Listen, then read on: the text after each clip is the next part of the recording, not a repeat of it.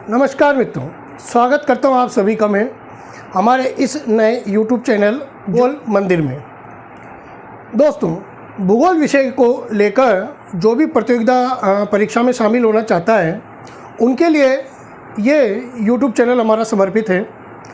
प्रतियोगिता परीक्षाओं में जैसे UPSC, RS जैसी परीक्षाएं, RPSC की रीड या सेकेंड ग्रेड परीक्षाएं या SI जैसी परीक्षाएं, जो भी विभिन्न प्रकार की प्रतियोगी परीक्षाएं हैं उससे संबंधित हम भूगोल का सामान्य अध्ययन यहाँ पर करेंगे।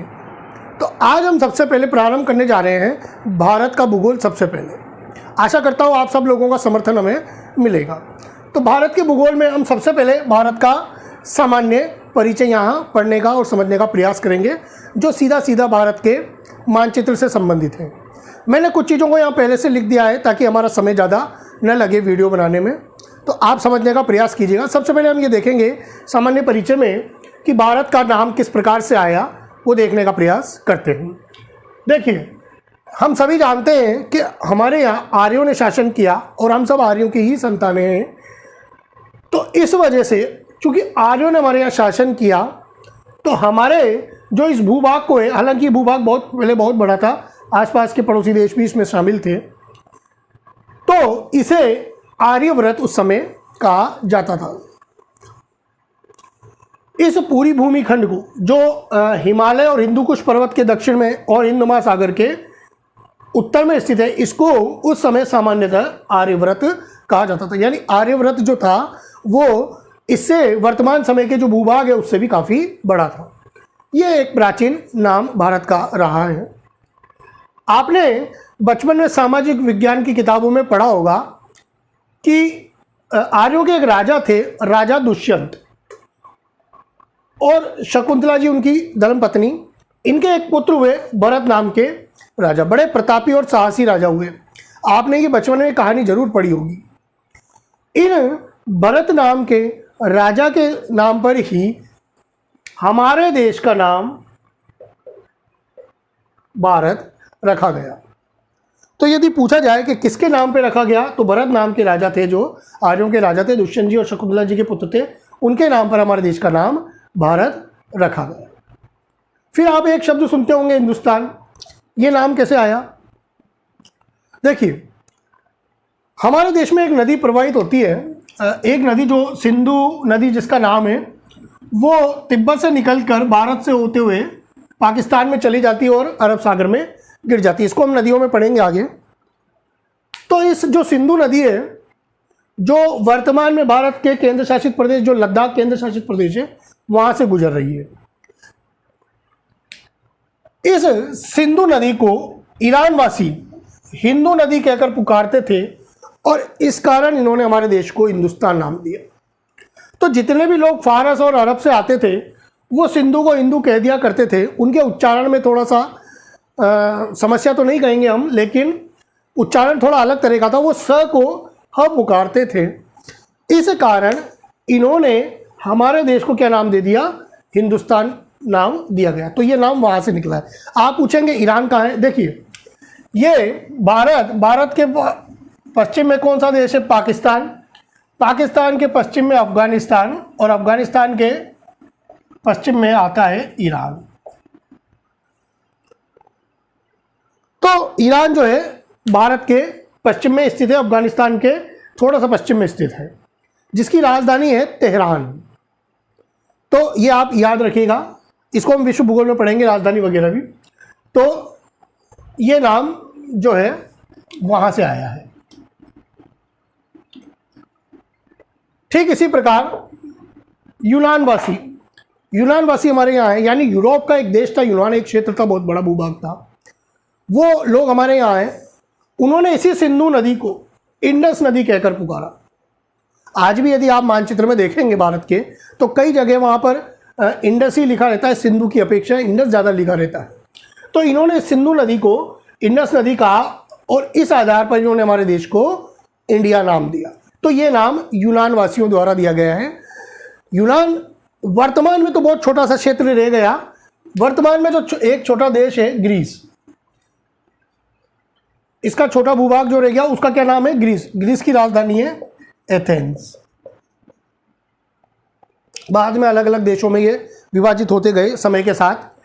तो ग्रीस वर्तमान में बचा है और उसकी राजधानी एथेंस है। एथेंस वो नगर जहाँ से ओलंपिक खेलों की भी शुरुआत हुई है। तो अब जो लोग भी यूरोप से आते थे वो सामान्यतः हमारे देश को इंडिया ही कहते थे, इंडिया ही मतलब वो पुकारते थे। देखिए अंग्रेज आए चाहे फ्रांसीसी हमारे आए बाद में शासन करने, उन्होंने भी हमारे देश को इंडिया ही कहा। और अंग्रेजों ने जो कंपनी बनाई वो भी ईस्ट इंडिया कंपनी नाम से बनाई, यानी उसमें भी इंडिया आता था। अब बात करते हैं कि जब महाद्वीप, आप सब जानते हैं कि विश्व जो है अलग अलग 7 महाद्वीपों में विभाजित है। वो जब महाद्वीप आपस में जुड़े हुए थे यानी पेंजिया के रूप में थे, इसको पढ़ेंगे हम आगे। तो जो सब स्थल भाग आपस में जुड़े थे, तो अफ्रीका और भारत भी थोड़े जुड़े हुए थे आपस में। गोंडवाना लैंड का अवशेष ही है। गोंडवाना लैंड क्या है, पेंजिया क्या है, ये हम पढ़ेंगे बाद में विस्तार से। तो अफ्रीका भारत भी आपस में जुड़े हुए थे। इस बड़े भूभाग को जम्बूद्वीप कहा जाता है। तो भारत को सामान्यतः एक अन्य नाम जम्बूद्वीप से भी पुकारा जाता है, यह भी एक प्राचीन नाम है और इसका वर्णन बौद्ध काल में भी हमें देखने को मिलता है जम्बूद्वीप का। तो अब बात करते हैं भारत के संविधान की। वर्तमान में जो देश संचालित होता है, वो शासन जो संचालित हो रहा है हमारे देश का, वो संविधान के द्वारा होता है। और संविधान में हमारे देश के 2 नामों का उल्लेख किया गया है। एक तो हमारा नाम भारत, जो कि प्राचीन समय से भी रहा है, भरत नाम के राजा के बाद से तो रहा ही है, और एक रहा इंडिया। तो 2 नामों का उल्लेख हमारे भारतीय संविधान में किया गया है। परीक्षा में यदि प्रश्न भी पूछा जाए कि भारतीय संविधान में हमारे देश के कितने नामों का उल्लेख किया गया है, तो हम लगाएंगे केवल 2 नामों का, भारत व इंडिया। आप जब संविधान पढ़ेंगे तो आपको उसमें मिल जाएगा, एक शब्द का उल्लेख है उसमें, इंडिया इज दैट, भारत करके एक शब्दावली उसमें आती है संविधान में। तो वहाँ पर केवल 2 नामों का उल्लेख है, भारत व इंडिया। डॉक्टर क्रेसी, इन्होंने इस पूरे भूभाग को जो वर्तमान में भी उपस्थित है, इसे भारतीय उपमहाद्वीप की संज्ञा दी। आपने कई बार सुना होगा भारतीय उपमहाद्वीप या इंडियन कॉन्टिनेंटल, अंग्रेजी में शब्द सुना होगा। तो इसमें यदि पूछा जाए कि कौन कौन से देश आते हैं, तो इसमें सिर्फ 5 देश शामिल हैं, 5 देश जो आपस में जुड़े हुए हैं। तो एक तो भारत तो है ही सही, भारत के अलावा यहाँ पर पाकिस्तान इससे जुड़ा हुआ है, वो है, इधर से बांग्लादेश है, यहाँ पर नेपाल और इधर भूटान। ये 5 देश भारतीय उपमहाद्वीप में गिने जाते हैं। अब आप कहेंगे कि यहाँ श्रीलंका भी है सर, या इधर म्यांमार भी है, वो क्यों नहीं आते, या इधर मालदीव है, वो क्यों नहीं आते, या अफगानिस्तान क्यों नहीं आता। देखिए भारत की भूमि का जो वर्णन है हमारे पुराणों में भी, वो ये है कि हिमालय और पर्वत के दक्षिण का भाग और हिंद महासागर के उत्तर का भाग ही भारत है। अब हिमालय की आप जानते हैं कि हिमालय यहाँ पर है और उसकी कुछ पूर्वांचल की पहाड़ियाँ पूर्वोत्तर के राज्यों में है, और यहाँ पर अराकान योमा पर्वत है म्यांमार में। तो उस क्षेत्र को इस उपमहाद्वीप से थोड़ा सा अलग माना गया है, सामान्यतः माना गया है इस तरह से। ठीक ऐसे श्रीलंका और भारत के बीच में थोड़ा सा समुद्र का क्षेत्र आ जाता है, और मालदीव भी छोटे से द्वीपों के रूप में ही है, वो भी अवशेष ही है, छोटे मोटे गोंडवाना लैंड के, ज़्यादा वो कोई बड़ी बात नहीं है। तो इसलिए जो महाद्वीप, भारतीय उपमहाद्वीप की बात की गई है, तो इन 5 देशों की बात की गई है जो आपस में ही जुड़े हुए हैं, जिनकी सीमाएं भी जुड़ी हुई हैं, स्थल भाग आपस में जुड़े हुए हैं। तो यदि पूछा जाए कि इसमें कौन सा देश शामिल नहीं है भारतीय उपमहाद्वीप में, तो श्रीलंका शामिल नहीं है, मालदीव शामिल नहीं है, ये प्रश्न बन सकता है। तो आप ये लगा सकते हैं। कई विद्वानों ने कई किताबों में आपको देखने को मिलेगा कि श्रीलंका और मालदीव भी उसमें लिखा हुआ है, लेकिन यदि प्रश्न परीक्षा की दृष्टि से बन जाए तो आपको श्रीलंका या मालदीव में से चयन करना है कि ये दोनों नहीं है। सामान्यतः ये 5 ही गिने जाते हैं, भारत, पाकिस्तान, बांग्लादेश, नेपाल और भूटान, जो ये भूमि आपस में जुड़ी हुई है वही गिने जाते हैं। तो आशा करता हूँ आपको बात समझ में आई होगी। आगे बढ़ते हैं और देखते हैं भारत जो है, आप सभी जानते हैं एशिया महाद्वीप में आते हैं, विश्व भूगोल में हम एशिया पढ़ेंगे। अब एशिया के भी अलग अलग 5 डिवीजन है, जैसे पूर्वी एशिया, मध्य एशिया, पश्चिमी एशिया, दक्षिणी एशिया और दक्षिण पूर्वी एशिया। तो जो भारत है, वो भारत जो आता है वो आता है दक्षिणी एशिया में। अब आप कहेंगे कि सर ये दक्षिणी एशिया क्या है। देखिए अलग अलग अध्ययन की दृष्टि से एशिया को विभाजित किया गया है। तो जो दक्षिणी एशिया है उसमें भारत शामिल किया गया है। अब बात करें दक्षिण एशिया की, तो दक्षिण एशिया में कौन से देश आते हैं? केवल 8 देश।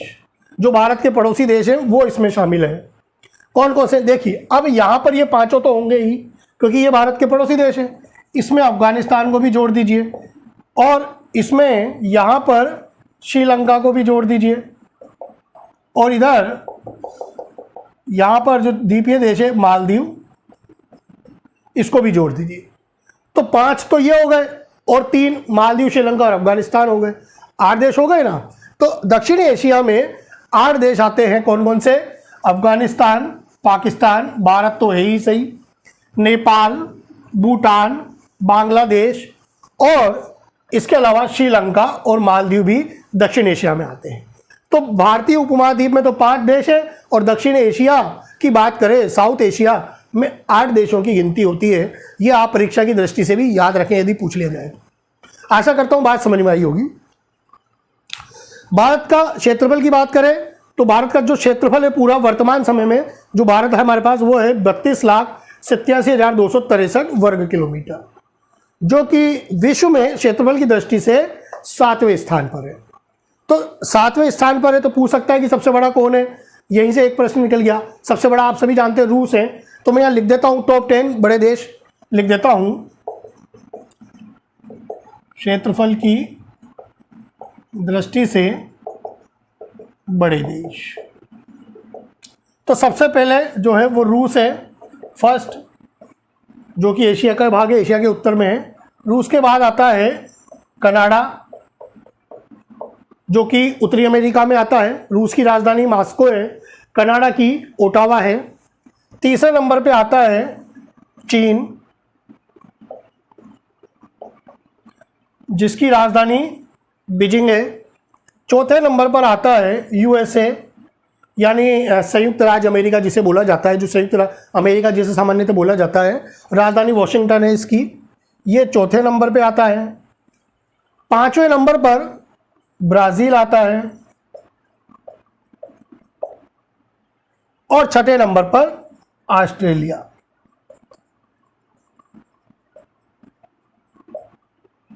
उसके बाद 7वें नंबर पर हमारा देश भारत आता है क्षेत्रफल की दृष्टि से, एरिया वाइज। तो ये तो हमें पता है कि बड़े देश कौन से हैं। ये 6 बड़े देश हैं जो भारत से हैं, बड़े हैं। लेकिन पूछ लिया जाए कि भारत से छोटे या 1 या 2 पूछ लिया जाए तो देखिए 8वें नंबर पर जो देश आता है वो है अर्जेंटीना, जिसकी राजधानी है ब्यूनस आयर्स। दक्षिण अमेरिका में एक देश है अर्जेंटीना, उसकी राजधानी है ब्यूनस आयर्स, वो 8वें नंबर पर है। ये 8वें नंबर पर है। फिर इसके बाद जो 9वें नंबर पे आता है वो आता है मध्य एशिया। मध्य एशिया में एक देश है कजाकिस्तान, जिसकी राजधानी है अस्ताना। राजधानी इसकी अस्ताना है। मध्य एशिया का देश पढ़ेंगे हम विश्व भूगोल में। और ये 9 नंबर में हो गया। करता हूं कि आपको ये चीज़ समझ में आई होगी कि भारत का नाम किस किस तरह से क्या क्या रहा है और भारत की क्या वर्तमान में कहाँ स्थिति एशिया में और क्षेत्रफल कितना है। ये चीज़ आज हम सामान्य चीज़ों को हमने समझने का प्रयास किया है। अब भारत के सामान्य परिचय के बारे में हम और स्थिति ग्लोब पर क्या है उसकी सीमाओं के बारे में, अलग अलग राज्यों के बारे में हम इसका अध्ययन करेंगे अगले वीडियो में। तब तक के लिए धन्यवाद। जय हिंद, जय भारत।